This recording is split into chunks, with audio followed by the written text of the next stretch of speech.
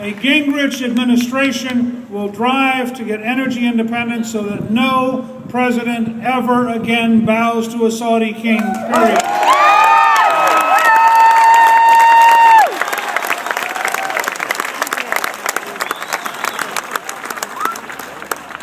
Furthermore, when we get energy independence and we're producing our own supplies, we should then say to Europe, China, and India, you have a problem in the Straits of Hormuz. We certainly hope you find a way to solve it because you need the oil, we don't.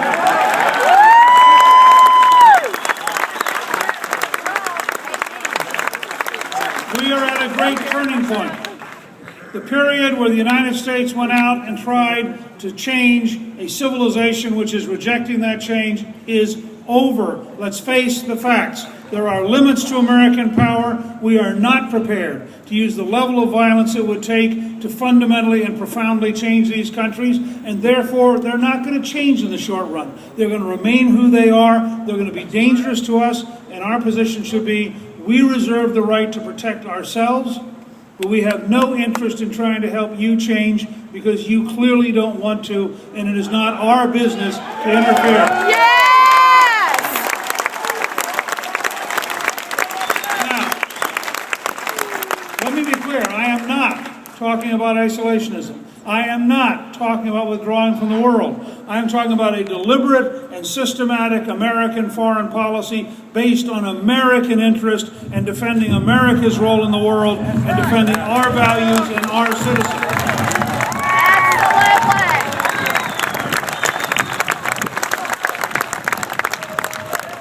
Absolutely. The USA is a pretty good starting point for this.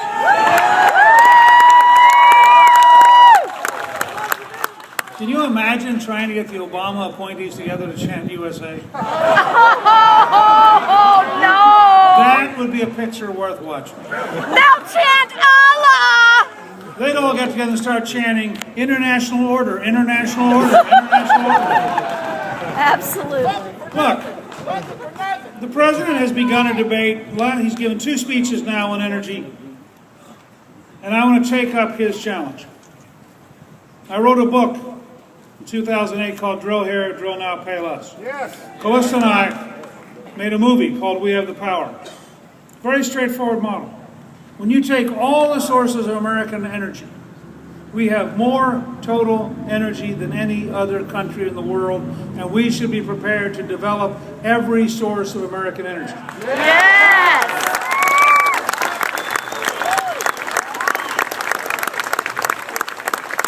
There are 3 stages. What we can do in the very near future, what we can do in the interim, and what we can do in the long run. And the great problem with the Obama administration is they keep jumping past the immediate and the intermediate, and they go to the long run. So the president, for example, the other day said, drilling is not the answer. He said, anybody who tells you can drill, said you can't drill your way out of this. And in Florida, in his first speech, he had an answer. Any of you remember what it was? Algae! Algae! Now you have to ask yourself, when somebody who walks in and says to you, you know, I know you're short of oil, and I know that you want to lower the price of gasoline, and well, I can't help you with that this week, but you know, I can get you some algae. Now, I happen to believe in biofuels, I believe in science, I believe in research, but this is a multi-year development process. This is why Cylindro was such a fiasco. These guys try to commercialize ideas that aren't ready. I mean, it would be like the week the Wright brothers flew, somebody founding Delta Airlines. It wasn't quite ready for prime time. So the president says drilling doesn't work. I have a one-word answer. Baloney.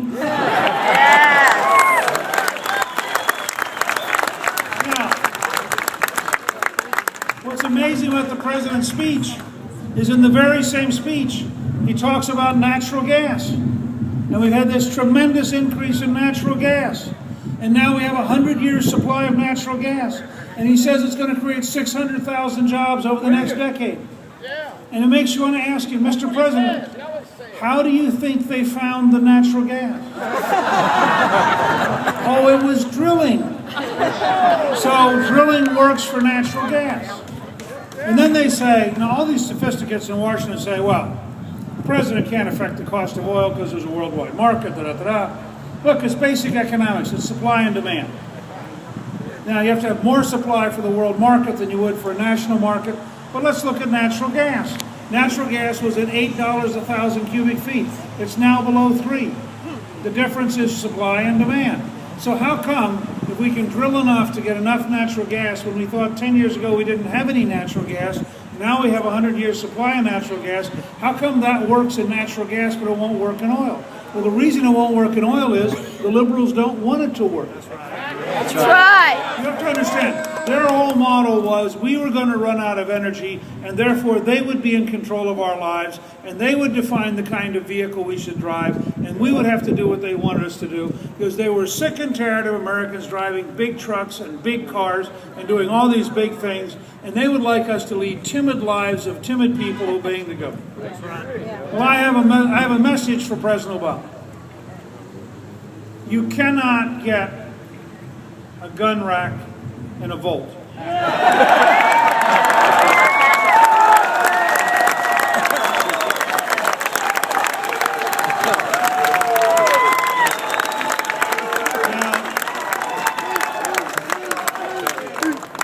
Now I want to confess, you go to YouTube,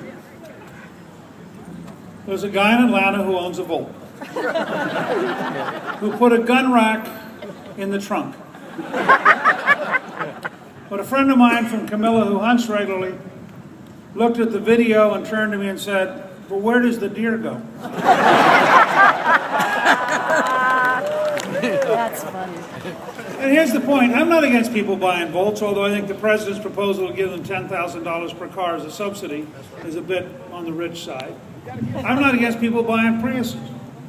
I think what I favor is if you go to work and you earn the money and it's your money, you should be allowed to drive the kind of vehicle you want.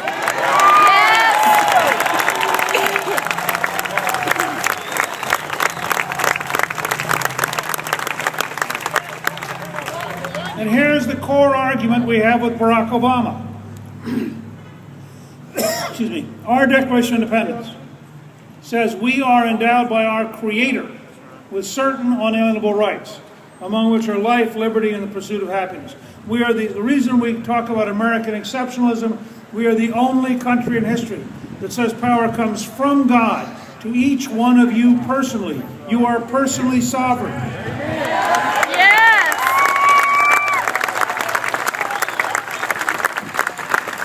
In Europe, you would be a subject and the government would be sovereign. In America, you are a citizen and the government is subordinate to you. Obama represents the culmination of a half-century of left-wingers trying to fundamentally, radically change America to make us a European-style, secular, socialist bureaucracy, and we have a chance this November to decisively, once and for all, defeat that effort.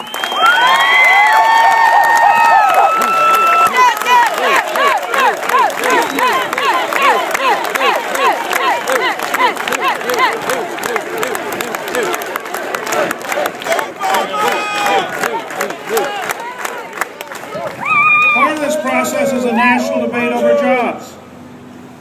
We know how to create jobs. I worked with Ronald Reagan in the 1980s. We cut taxes, cut regulations, developed American energy, and we respected the people who went out and created jobs.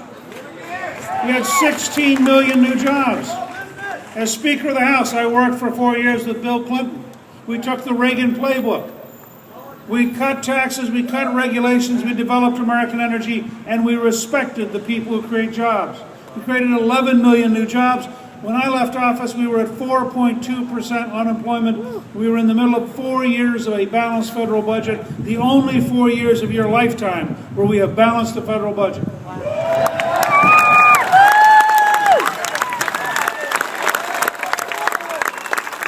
Obama stands for the opposite. He stands for higher taxes, more regulations, anti-American energy, and he wants class warfare against the very people who create jobs. So let's go to the country. With your help on Tuesday, when I become the Republican nominee,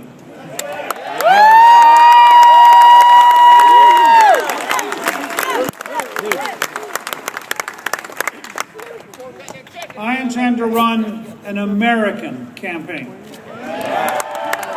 Let me give you a couple quick examples. Obama stands for unemployment, dependency, and food stamps. I want to stand for full employment, jobs, and paychecks. So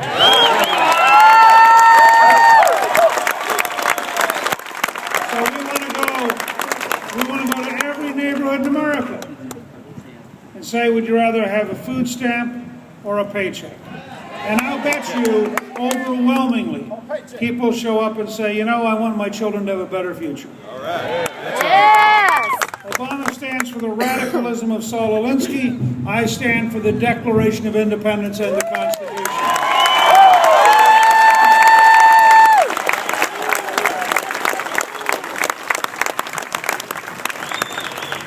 Obama stands for weakness in foreign policy and appeasing and apologizing to our enemies. I stand for strength and standing up for America and being firm with our opponents.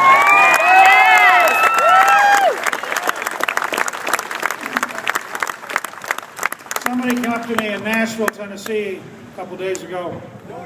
They said, I want you to tell Herman Cain, I have figured out what President Obama's 999 strategy is. I said, what are you talking about? I said, President Obama's strategy is $9.99 a gallon.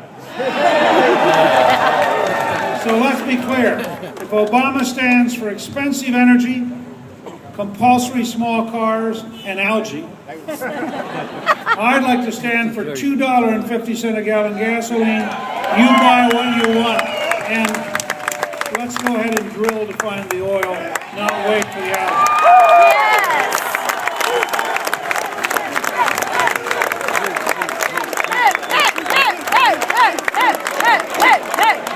Now, this is a wonderful crowd. We are thrilled to be here, and we need your help. There's no question that Governor Romney can raise on Wall Street vastly more money than I will.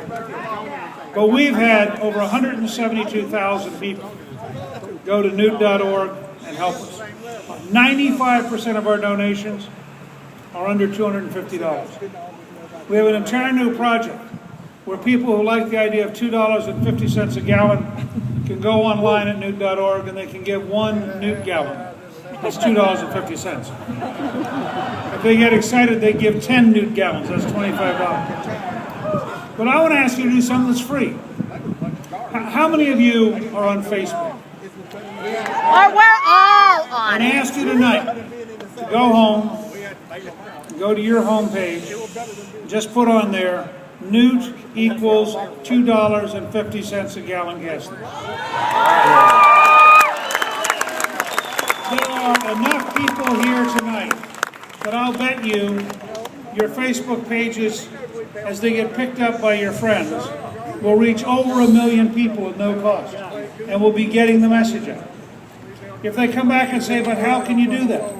Urge them to go to Newt.org, where we have a 30-minute speech in which I walk through step by step by step how we can make it real. And then, if they come back and say, sure, I'd sure like to make sure he wins, just ask them to go there and give $2.50. Every donor adds up. Every person who helps us adds up. And I think